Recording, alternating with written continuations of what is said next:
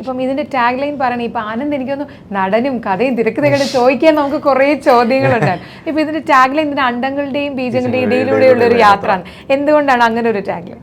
അത് ബേസിക്കലി എനിക്ക് തോന്നുന്നു നമ്മൾ പറയുന്ന പോലെ ബയോളജി 2ാം പാഠം പഠിച്ചതല്ലാതെ നമുക്ക് അതിനപ്പുറത്തേക്ക് എന്ത് വിവരമാണ് ഇത്തരം കാര്യങ്ങൾ. ഇപ്പോൾ ഒരു വീട്ടിൽ സ്ത്രീകളുണ്ട്, നമ്മുടെ അമ്മമാരുണ്ട്, ഭാര്യയുണ്ട്, പെങ്ങളുണ്ട്. ഇവരുടെ മൂഡ് സ്വിങ്സ് മുതൽ ഒരു കാര്യത്തിനെ കുറിച്ച് എനിക്ക് തോന്നുന്നില്ല ബഹുഭൂരിപക്ഷത്തിന് ധാരണയുണ്ടെന്ന്. അപ്പോൾ കുറേ അജ്ഞതയിലാണ് നമ്മൾ ഇരിക്കുന്നത്.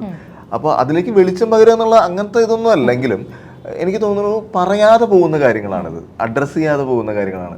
എനിക്കെപ്പോഴും എഴുതാനും ഒക്കെ ഇഷ്ടമുള്ളത് നമ്മളുടെ ചുറ്റും നടക്കുന്ന ചെറിയ ചെറിയ കാര്യങ്ങൾ എടുത്ത് പറയാനും കഥ പറയാനൊക്കെയാണ് ഞാൻ ഇഷ്ടപ്പെടുന്നത്.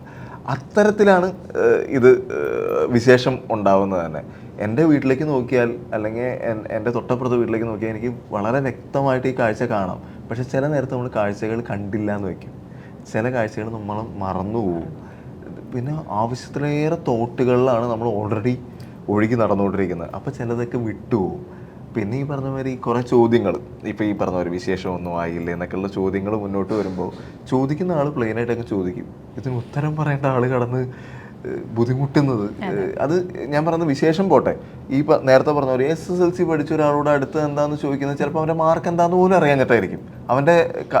എന്നോട് പണ്ട് ചോദിച്ചിട്ടുണ്ട്, പണ്ട് എല്ലാവരും എഞ്ചിനീയറിങ്ങും ഡോക്ടറും ആവാനും ശ്രമിക്കുന്നത് എനിക്ക് കുഴപ്പമില്ലാത്ത മാർക്കുള്ള സമയമാണ്. എന്നാലും വഴിയുടെ ഒരു ആൻറ്റി കണ്ടു കഴിഞ്ഞപ്പോൾ ചോദിച്ചു, അന്ന് കാലത്ത് തൃശ്ശൂർ എൻട്രൻസ് കോച്ചിങ് ഭയങ്കര ലൈവായിട്ടാണ്, അവിടെ പോകുന്നില്ലേ എന്ന് ചോദിച്ചു. ഇല്ല പോകുന്നില്ല, മാർക്ക് കുറവാണല്ലേ.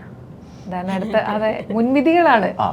അപ്പം അത്തരം കാര്യങ്ങളില്ലാതെ നമുക്ക് തുറന്നൊന്ന് കാണാം. എന്നിട്ട് ഇടയ്ക്ക് വല്ലപ്പോഴും നമുക്ക് നമ്മളോട് തന്നെ ഒന്ന് സംസാരിക്കാം.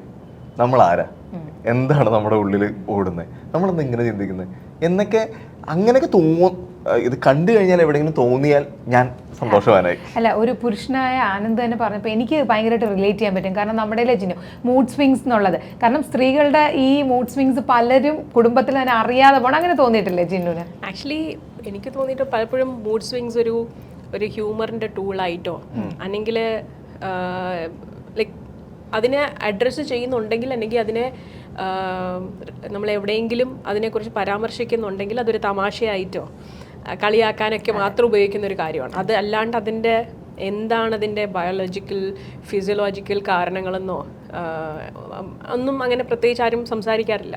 വിശേഷം അതിനെക്കുറിച്ച് സംസാരിക്കുന്നു എന്നല്ല, പക്ഷെ അതേപോലെ പല കാര്യങ്ങളും ഇങ്ങനെ പറഞ്ഞു പോകുന്ന ഒരു സിനിമ. ഈ പറഞ്ഞ പോലെ ആ ടാഗ് ലൈനിൽ അണ്ടങ്ങളുടെയും ബീജങ്ങളുടെയും ഈ അണ്ടങ്ങൾ എന്താണ്, ബീജം എന്താണ്, ഇതൊക്കെ എത്ര നമ്മുടെ ദേഹത്തുണ്ടെന്ന് പോലും അറിയാത്ത ഒരു സമൂഹത്തിലാണ് നമ്മൾ ഇരിക്കുന്നതെന്നാണ് ഞാൻ വിശ്വസിക്കുന്നത്. എല്ലാവരും അല്ല ഞാൻ പറയുന്നത്, എന്നിരുന്നാലും ഒരുപാട് പേര് അങ്ങനെ കൂടുതൽ അങ്ങനെയാണുള്ളത്. അത് എന്തുകൊണ്ടാണെന്ന് വെച്ചാൽ ഞാൻ പറയും, നമ്മുടെ ശരീരത്തിൽ എന്താ സംഭവിക്കുന്നതെന്ന് യാതൊരു ധാരണയില്ലാതെ ദൈനംദിനം ഇതിങ്ങനെ മുടി ചീകി മറ്റേ ഒതുക്കി പൗഡറൊക്കെ ഇട്ട് നമ്മൾ സെറ്റായിട്ട് നടക്കും. അകത്ത് മുഴുവൻ കലുഷിതമായിട്ടുള്ള അവസ്ഥയായിരിക്കും ചിലപ്പോൾ. അപ്പോൾ ഇതിനെക്കുറിച്ച് അറിയണം, ഇത് ബയോളജിക്കലായിട്ട് അറിയാന്നുള്ളത് മാത്രമല്ല, അപ്പം നമുക്ക് അപ്പുറത്തുള്ളവൻ്റെ വിഷമം എന്താണ്, ബുദ്ധിമുട്ട് എന്താണ്, അവൻ്റെ വേദന എന്താണെന്നും കൂടി ചിലപ്പോൾ മനസ്സിലാക്കാൻ പറ്റിയേക്കാം.